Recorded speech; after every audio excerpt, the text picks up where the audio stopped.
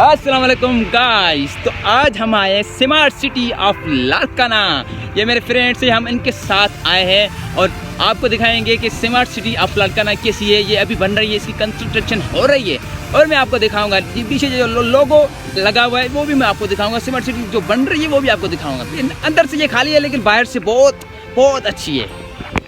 असल में ये अभी न्यू बनना स्टार्ट हुई है। ये इसका बाहर का पार्ट है और ये आप देख सकते हैं, ये इसका लोगो है, ये इसकी गेट है। अंदर की तरफ बिल्कुल खाली है लेकिन बाहर की तरफ जो बन रही है। इसके बाद ये देखो, ये झूले हैं, सारे झूले हैं, बच्चों के लिए पार्क भी है सब।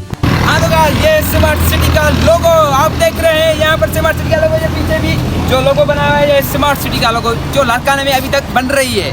तो चलो अब ये लोगो जो आपने दिखा, ये मेन रोड के बिल्कुल करीब है। ये देखो जी मेन रोड है और ये आगे सारा पार्क है। ये जैसे कि आपने देखा है ये स्मार्ट सिटी ऑफ लारकाना थी, अभी यह लारकाना में बन रही है लेकिन बहुत अच्छी बन रही है। जैसे कि हम तो मिलते हैं अगली वीडियो में, तब तक के लिए अल्लाह हाफिज़ फ्रेंड्स। अल्लाह हाफिज़ के दो।